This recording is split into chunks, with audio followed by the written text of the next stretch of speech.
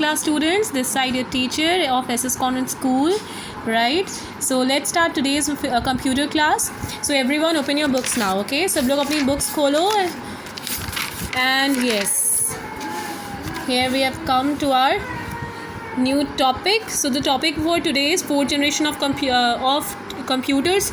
तो अभी तक हमने क्या पढ़ा, हमने फर्स्ट जनरेशन पढ़ा जो कि थे किस पे बेस, वो वैक्यूम ट्यूब्स पे बेस थे. फिर हमने उसके कुछ एग्जांपल्स देखे जो कि क्या थे, ENIAC कंप्यूटर्स. उनके कुछ फीचर्स देखे जो कि वो बहुत बड़े होते थे, बहुत स्लो होते थे, है ना, उनको बहुत ही हाई मेंटेनेंस चाहिए होता था. फिर सेकंड जनरेशन कंप्यूटर्स आए जिनका बेसिस क्या था, ट्रांजिस्टर्स. ठीक है, वो कब से कब थे, 1956 से 1964 तक. इनकी भी यही प्रॉब्लम थी, इनको एयर कंडीशनिंग चाहिए थी. ऑल्दो इनकी साइज़ कंपेरेटिवली स्मॉल थी, लेकिन फिर भी इनकी साइज़ काफ़ी बड़ी थी. इनको भी हाई मेंटेनेंस चाहिए था, लेस मेमोरी थी इनकी भी. ठीक है, और इसमें ट्रांजिस्टर्स यूज़ हुए थे, इनके बेसिस थे. Then came the third generation computer. तो थर्ड, और इसमें हाँ, ये here you can see IBM Mark 4. Yes, is the example of fourth generation computer, second generation computer. Now third generation computer के बारे में हमने पढ़ा था, जिसमें हमने क्या जाना था कि उनके वहाँ पे क्या चीज़ यूज़ हुई थी, वहाँ पे इंटीग्रेटेड सर्किट्स यूज़ हुए थे. क्या यूज़ हुए थे, इंटीग्रेटेड सर्किट्स. तो ये अब इसकी वजह से जो ये वाले कंप्यूटर्स थे, इनकी जो साइज़ थी कंपेरेटिवली स्मॉल हो गई थी. तो यहाँ पे IBM 370 एक कंप्यूटर दिया है, तो इसकी साइज़ क्या थी, स्मॉल थी. इनके लो हीट जनरेशन थे, ज़्यादा रिलायबल थे. किससे ज़्यादा रिलायबल थे, सेकेंड और फर्स्ट जनरेशन कंप्यूटर से. And here you can C speed मतलब काफ़ी स्मॉल हो गई थी, राइट. काफ़ी स्मॉल, आई मीन उनके जो साइज़ है काफ़ी स्मॉल हो गई थी. और ये है you can see the integrated circuit जो जिस पे ये बेस थे. अब हम आज का स्टार्ट करते हैं. आज क्या है, फोर्थ जनरेशन. ठीक है, फोर्थ जनरेशन ऑफ कंप्यूटर के बारे में पढ़ेंगे. सो फोर्थ जनरेशन ऑफ कंप्यूटर ये 1972 से 1980 तक थे. कब से कब तक, 1972 से 1980 तक. और इनका क्या बेसिस था, माइक्रो प्रोसेसर्स. ठीक है, what form the basis of fourth generation computer, micro processors. Okay, so let's just read. Micro processors were introduce during this time. तो जैसा कि मैंने आपको बताया कि माइक्रो प्रोसेसर्स इसी टाइम पे इंट्रोड्यूस हुए थे, और इसीलिए फिर वो फोर्थ जनरेशन कंप्यूटर के बेस बने जिसके ऊपर फोर्थ जनरेशन कंप्यूटर का मॉडल तैयार किया गया. It brought the fourth generation of computers, अभी बताया. ठीक है, एज थाउजेंड्स, अभी माइक्रो प्रोसेसर्स में होता क्या था, let's just see. As thousands of integrated circuits were built into single silicon chip. तो ये जो थाउजेंड्स ऑफ, मतलब पहले क्या था, इंटीग्रेटेड सर्किट यूज़ हुआ. अब क्या हुआ कि ऐसे ही इंटीग्रेटेड सर्किट 1000, 1 2 या 3 4 100 200 नहीं, हज़ारों, कितने हज़ारों इंटीग्रेटेड सर्किट्स कहाँ पे बिल्ट हुए, एक सिंगल सिलिकॉन चिप पे. ठीक है, see you can underline this. Thousands of integrated circuit were built into single silicon chip. एक सिंगल सिलिकॉन चिप थी, उसी पे हज़ारों इंटीग्रेटेड सर्किट बनाए गए. ठीक है, सो अब हम कुछ कैरेक्टरिस्टिक्स पढ़ते हैं. So following are the characteristics of fourth generation computer. और ये कौन से जनरेशन की कंप्यूटर की कैरेक्टरिस्टिक्स है, फोर्थ जनरेशन.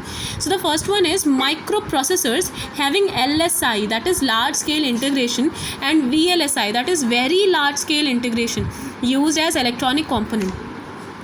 तो यहाँ पे जो माइक्रो प्रोसेसर्स थे, तो उनके पास कौन सी क्या था, उनके पास लार्ज स्केल इंटीग्रेशन था और वेरी लार्ज स्केल इंटीग्रेशन. तो जिसको हम LSI और VLSI कहते हैं. LSI का फुल फॉर्म क्या है, you can underline, large scale integration, और VLSI का full form very large scale integration. Okay, use as electronic. मुझे ध्यान से सुनो, मैंने इन्हीं ये जो मैं पढ़ा रही हूँ, इन्हीं के बेसिस पे आपको कुछ एक्स्ट्रा क्वेश्चंस दिए. So you need to do those questions. Okay, so just listen to me carefully and pay full attention.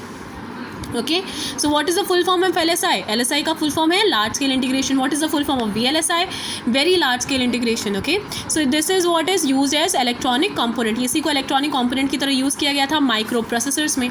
Now अब ये जो थे, इनकी स्पीड थर्ड जनरेशन कंप्यूटर के हिसाब से बहुत ज़्यादा तेज़ हो गई थी. दे वर वेरी फास्ट स्पीड. ठीक है, वो तो फास्ट थे, लेकिन ये उनसे भी ज़्यादा, काफ़ी ज़्यादा फास्ट थे, वेरी फास्ट स्पीड. फिर और इनकी मेमोरी भी काफ़ी ज़्यादा थी, हाई मेमोरी. ठीक है, मतलब काफ़ी सारा इसमें स्टोर किया जा सकता था इंफॉर्मेशन. देन रिलायबल और एक्यूरेट थे. रिलायबल मतलब और भी ज़्यादा रिलायबल थे, एक्यूरेसी बहुत थी. ठीक है, मिनिमम मेंटेनेंस, इनको ज़्यादा मेंटेनेंस की ज़रूरत नहीं थी, बहुत ही कम में, क्योंकि इसमें एक तो इनका साइज़ भी देखो ना, कंपेरेटिवली स्मॉल. इसमें जो चीज़ें भी यूज़ हुई तो वो काफ़ी ड्यूरेबल थी. ठीक है, काफ़ी लंबे समय तक चलती हैं, तो इसलिए इसका मेंटेनेंस भी कम था. चीपेस्ट थी, अफोर्डेबल थी.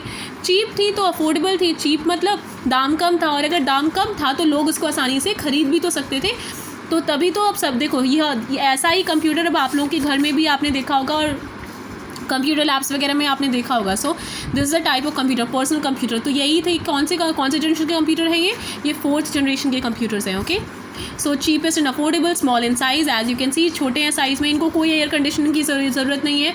ये बिना एयर कंडीशन के भी अच्छा खासा वर्क करते हैं. ठीक है, एयर कंडीशनिंग की ज़रूरत होती क्यों थी? क्योंकि जो कंप्यूटर थे बहुत जल्दी हीट अप हो जाते थे, बहुत ज़्यादा हीट जनरेट करते थे. ठीक है, लेकिन ये इनमें ऐसा नहीं है. ठीक है, सो इनको इसलिए एयर कंडीशनिंग की ज़रूरत है नहीं. Languages use are user friendly, और इसमें जो लैंग्वेज यूज़ होती है वो बहुत ही यूज़र फ्रेंडली है. यूज़र फ्रेंडली यूज़र कौन है? हम लोग जो चलाते हैं, तो हम लोगों के समझ में आए ऐसी लैंग्वेज यूज़ है. सो डेवलपमेंट ऑफ पर्सनल कंप्यूटर, तो इसी में क्या हुआ? पीसी, आप जानते हो ना, आप बोलते हो माई पीसी, तो मतलब माई पीसी क्या है? Personal computer, right. So PC stands for personal computer, underline है. ओके, सो अभी आपने क्या पढ़ा? कुछ कैरेक्टरिस्टिक्स पढ़ी किसकी? 4th जनरेशन कंप्यूटर्स की, राइट. कि ये रिलायबल है, एक्यूरेट है, मिनिमम मेंटेनेंस चाहिए, इनको ज़्यादा मेंटेनेंस की ज़रूरत है नहीं. क्यों? क्योंकि साइज़ में भी स्मॉल है, जो इसमें चीज़ें यूज़ होती हैं बहुत ही ड्यूरेबल होती हैं, काफ़ी लंबे समय तक चलती हैं.